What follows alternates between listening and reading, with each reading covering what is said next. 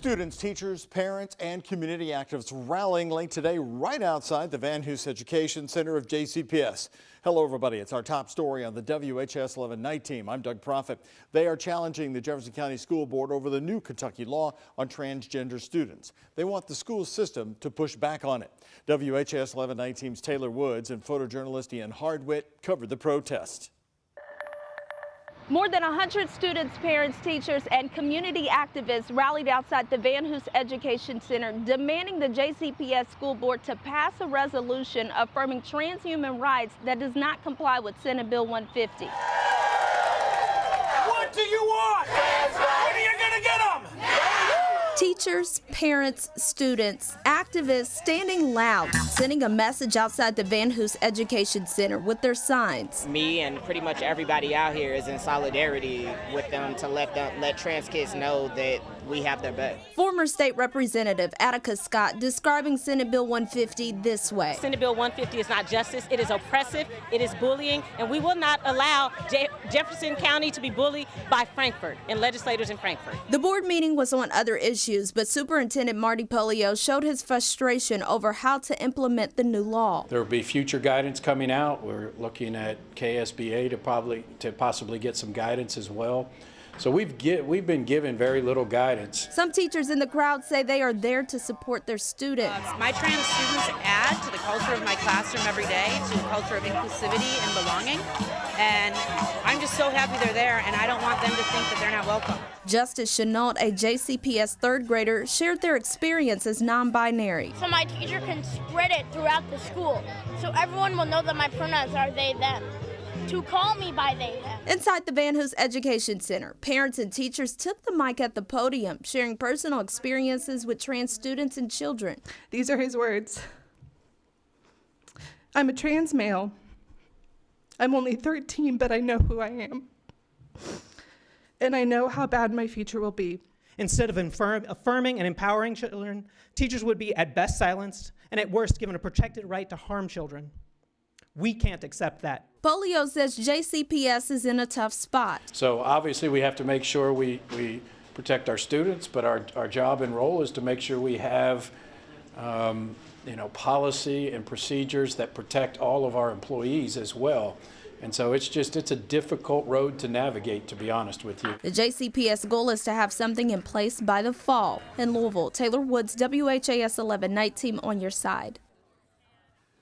Now, the Kentucky Department of Education released its guidance on how to implement the legislation last month. In it, the department says districts should be prepared to provide comprehensive notice of the health and mental health services available to students.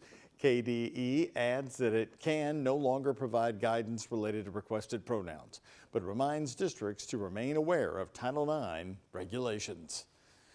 All new tonight, the Community Foundation of Louisville is preparing to distribute hundreds of thousands of dollars in donations to the survivors of the Old National Bank mass shooting. The foundation, with help from the National Compassion Fund, set up funds following the mass shootings at Old National Bank and Chickasaw Park last month. As part of that process, tonight people gathered at the main library and online to discuss the guidelines for who qualifies for the fund for Old National. Jeff Dion with the National Compassion Fund says as of this morning, $820,000 had been collected for it. $600,000 of that came from a donation from Old National Bank. I've always said that the word victim means that for some moment in time, someone else was in control.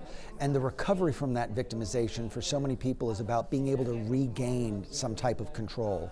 And so when we give people this gift, just pass it along from the donors, those victims are in control. They get to decide what they want to do with that money and how it's going to help them. As we showed you last night, right here on the WHAS 11 night team, a meeting focused on the Chickasaw Park Fund was held last night. The Community Foundation plans to release its finalized protocols later this week. And happening all through the day and tonight, the pizza ovens were busy at Beer Nose locations across Louisville and southern Indiana as the restaurants hosted a fundraiser for LMPD officer Nicholas Wilt and his family. Officer Wilt was shot in the head while responding to the shooting at Old National Bank and is currently continuing his recovery at Fraser Rehab. George Timmering, who owns the downtown, Bowman Field, and J-Town Beer Nose locations, says the support from the community has gone beyond customers buying pizza. I got some cash in my pocket and other things that we're going to be given to the foundation. And so, yeah, and that'll happen.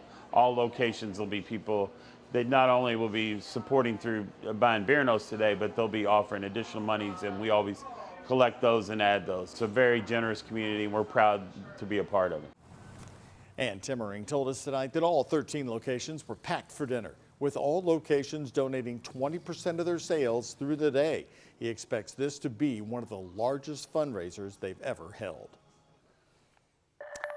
The solemn procession today in Georgetown, Kentucky, to honor fallen Scott County, Kentucky Deputy Caleb Conley, shot and killed during the traffic stop on I-75 yesterday afternoon. People lining the same roads that Deputy Conley protected as his body was taken to Cynthiana, Kentucky. The sheriff says Conley was shot and killed during a traffic stop on I-75 near Georgetown, just outside of Lexington. A suspect is now in custody. Deputy Conley leaves behind a wife and children on the minds of those who watched the procession today. To pay respects to his family, to let them know that we are thankful for the sacrifice that they've made and the sacrifice that the sheriff's office made. To honor the family of Officer Conley, it's just a tragedy. Should have never happened. The Scott County, Kentucky Sheriff's Office has set up a memorial fund to help Deputy Conley's family, along with a GoFundMe page. Now, to who they have in custody, police have arrested Stephen Shenshang for Deputy Conley's death. Lexington police say after the shooting, Shenshang drove into a neighborhood, pointed his gun at a homeowner, then stole their van. Investigators say he then went to a Lexington bar, shot another person, and took their car. He was later arrested at a home in a Lexington neighborhood. In Lexington, he's charged with assault and robbery. Lexington TV stations are also reporting that he will be charged with the murder of a police officer. In Louisville today, the man accused of escaping custody and spending nearly 3 days on the run found himself back in court.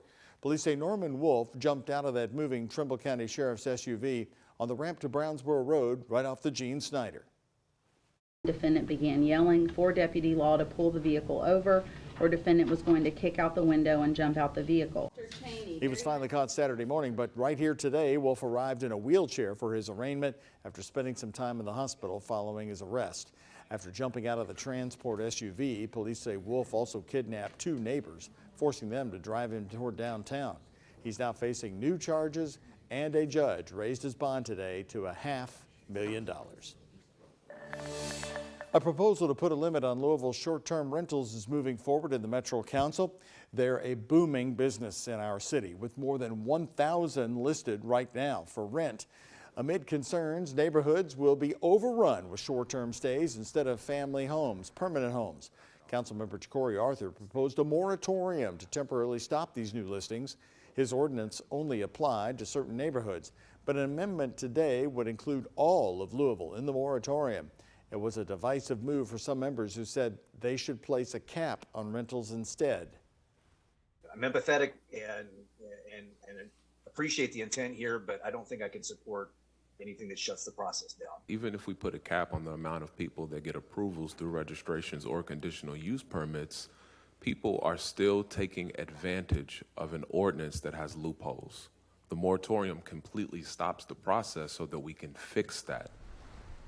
The ordinance would not affect current short-term rental owners. After passing the Planning and Zoning Committee today, it now goes to the full Metro Council for discussion. New tonight, Jefferson County School Board has signed off on renaming a small gymnasium floor at PRP High School to honor a former volleyball coach killed in a car crash in 2020. Leslie Prather graduated from PRP in 1998 and coached there before going to IU Southeast. Prather, her daughter Ryan, and 2 others were killed on their way to a volleyball tournament in Missouri. The Leslie and Ryan Prather Foundation, formed after their deaths, has awarded scholarships to female student athletes at PRP. The floor will be officially dedicated in August.